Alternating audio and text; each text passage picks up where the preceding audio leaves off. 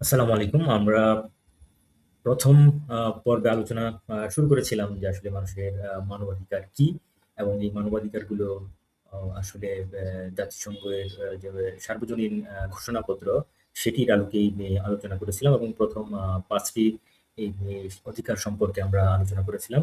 তো আমার মনে হয়েছে যে এই যে সার্বজনীন ঘোষণাপত্রের আলোকে আমরা মানবাধিকার সম্পর্কে আলোচনা করছি, এটির একটি সংক্ষিপ্ত ইতিহাস আসলে সবার জানার প্রয়োজনীয়তা রয়েছে। তো সেটির থেকেই আজকে আমরা ঘোষণাপত্রের সংক্ষিপ্ত ইতিহাস সম্পর্কে জানবো এবং তার পরবর্তীতে আমরা ধারাবাহিকভাবে আমাদের যে অধিকারগুলোর বিষয়ে আলোচনা বাকি রয়েছে সেগুলো হচ্ছে আলোচনা করব। তো আমরা সবাই জানি পৃথিবীতে ২টি বিশ্বযুদ্ধ হয়। বিশেষ করে ২য় বিশ্বযুদ্ধে প্রায় ১০ মিলিয়ন মানুষ নিহত হয় এবং এখানে জার্মানির যে নাৎসি বাহিনী সেটি সম্পর্কে আমরা জানি। তারা ঠান্ডা মাথায় হত্যা করেছিলেন প্রায় কয়েক লক্ষ মানুষ। ১৯৪৫ সালে যখন যুদ্ধ শেষ হয়, বিজয়ী জাতিসংঘ ভবিষ্যতে এই ধরনের হত্যাকাণ্ড, এই ধরনের মানবিক ক্ষতি যেন পৃথিবীতে আর না ঘটে, সেই লক্ষ্য নির্ধারণের জন্য সকল জাতি আসলে মিলিত হয় এবং তারা চিন্তা করে যে মানবাধিকার এবং শান্তি নিশ্চিত করার উদ্দেশ্যে জাতিসংঘ গঠন করা প্রয়োজন এবং সেই জাতিসংঘের তত্ত্বাবধানেই ১৯৪৮ সালে জাতিসংঘ মানবাধিকারের যে সার্বজনীন ঘোষণাপত্র সেটি তৈরি করা হয়, যা মানবাধিকার সার্বজনীন ঘোষণাপত্র নামে পরিচিত এবং এটি মানবাধিকারের প্রথম দলিল হিসেবেই আমরা চিহ্নিত করে থাকি। তো এই দলিলটি গঠনের জন্য একটি কমিটি গঠন হয় এবং এই কমিটি গঠনের নেতৃত্ব দিয়েছিলেন ইলিনিয়র রুজভেল্ট এবং তিনি বলেন যে এই ঘোষণাপত্রটি সকল মানুষের জন্য তার অধিকার প্রদান করে, অর্থাৎ এটি কোনো বিশেষ জাতি বিশেষ গোষ্ঠীর জন্য নয়, পৃথিবীর সকল মানুষের জন্য এই ঘোষণাপত্রে উল্লেখিত অধিকারগুলো প্রযোজ্য হবে।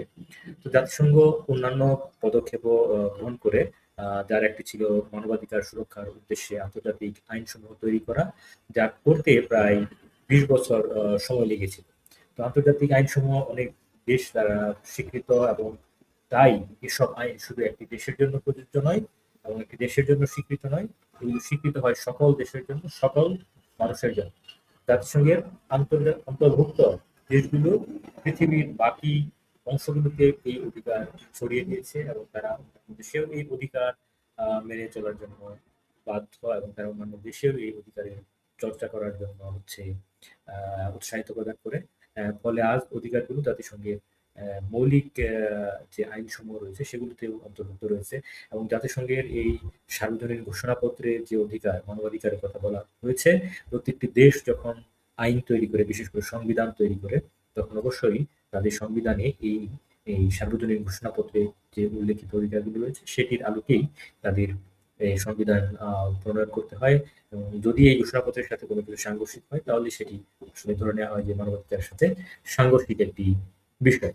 তো আমরা যে আলোচনায় ছিলাম প্রথম দিকে যে ৫টি অধিকারের কথা বলেছিলাম, আজকে আমরা ৬ নাম্বার যে অধিকার সেটি থেকে শুরু করতে চাচ্ছি। তো ৬ নাম্বার যে অধিকার ছিল সেটি ছিল মানবাধিকার পৃথিবীর সর্বত্র। আমাদের আলোচনায় ইতিমধ্যেই এসেছে।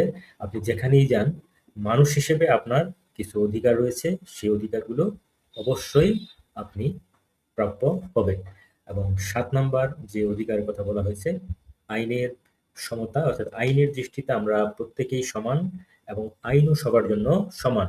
ব্যক্তি, শ্রেণী, ধনী, গরিব অথবা অন্য কোনো বৈশিষ্ট্যের ভেদে কিন্তু আইনের প্রযোজ্যতাটা ভিন্ন হবে না। অর্থাৎ আইন সবার জন্য সমান হবে। এটিও একটি মানবাধিকার এবং এটি লঙ্ঘন হলেও মানবাধিকার লঙ্ঘন হিসেবে চিহ্নিত হবে।